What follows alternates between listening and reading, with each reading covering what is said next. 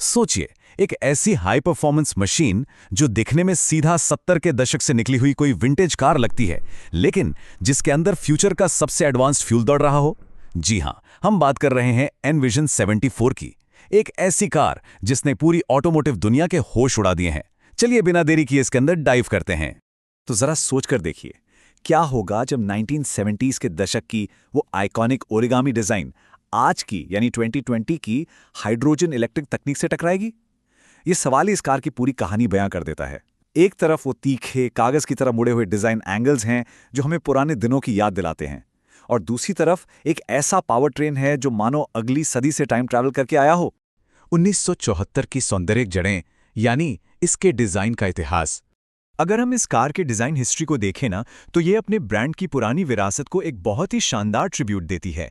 आप अपनी स्क्रीन पर जो बाईं तरफ देख रहे हैं वो है जॉर्जेटो ग्यूगियारो का 1974 ट्यूरन मोटर शो वाला ओरिजिनल कॉन्सेप्ट, जो बस एक खड़ा हुआ मॉडल था। और दाईं तरफ है हमारी आज की पूरी तरह से ड्राइव करने के लिए तैयार एनविजन 74। इस नई मशीन ने लिटरली उस पुरानी कार की निडर आत्मा को आज की सड़कों पर उतार दिया है। अब ये जो एनविजन 74 के ज्यामितीय या कहें ओरिगैमी जैसे एंगल्स हैं ना, ये दरअसल 70 और 80 के दशक की उन लेजेंडरी स्पोर्ट्स कारों को एक ट्रिब्यूट हैं। पोनी कूपे से लेकर मशहूर डिलोरियन, लोटस एस्पिरिट, BMW M1 और ऑडी क्वाट्रो तक, ये वेज शेप डिजाइन ऑटोमोटिव इतिहास का एक बेहद खास दौर था। और क्या कमाल की बात है कि अब इसे एक बिल्कुल नए और फ्यूचरिस्टिक अंदाज में फिर से जिंदा किया गया है, जहां हाइड्रोजन और इलेक्ट्रिक पावर का एक अनोखा संगम होता है। तो उस शानदार रेट्रो एक्सटीरियर के नीचे आखिर क्या छिपा है? मैं आपको बता दूं, ये कोई आम ईवी नहीं है। इसमें 62.4 किलोवाट आवर की बैटरी को 85 किलोवाट के हाइड्रोजन फ्यूल सेल के साथ जोड़ा गया है। अब आप पूछेंगे इसका क्या फायदा? दरअसल ये हाइब्रिड आर्किटेक्चर उन भारी भरकम बैटरियों और ओवरहीटिंग की समस्या को हमेशा के लिए खत्म कर देता है, जो आमतौर पर रेस ट्रैक पर इलेक्ट्रिक कारों के लिए सबसे बड़ी सिरदर्द होती हैं।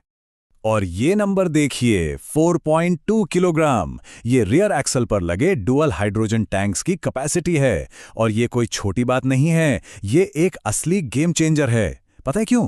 क्योंकि इसे आप महज 5 मिनट से भी कम समय में रिफ्यूल कर सकते हैं। मतलब कोई लंबा इंतजार नहीं, और आपको मिलती है 600 किलोमीटर से भी ज्यादा की नॉन स्टॉप ड्राइविंग रेंज। है ना कमाल? पावर की बात करें तो ये आंकड़े सच में आपके रोंगटे खड़े कर देंगे। इसका कंबाइंड पावर आउटपुट 500 किलोवाट से भी ऊपर है। अगर इसे आसान भाषा में कहूं तो ये 670 हॉर्स पावर से भी ज्यादा की जबरदस्त ताकत जनरेट करती है। ये पूरी ताकत इसके पीछे के पहियों तक जाती है और इसे एक ऐसी रफ्तार देती है जो बस अनबिलीवेबल है। अब देखिए, इतनी सारी पावर को रेस ट्रैक पर कंट्रोल करना कोई बच्चों का खेल तो है नहीं। और यहीं एंट्री होती है ETVTM सिस्टम की। होता यह है कि एक स्पेशल व्हीकल कंट्रोल यूनिट लगातार कार के माहौल को मॉनिटर करती है।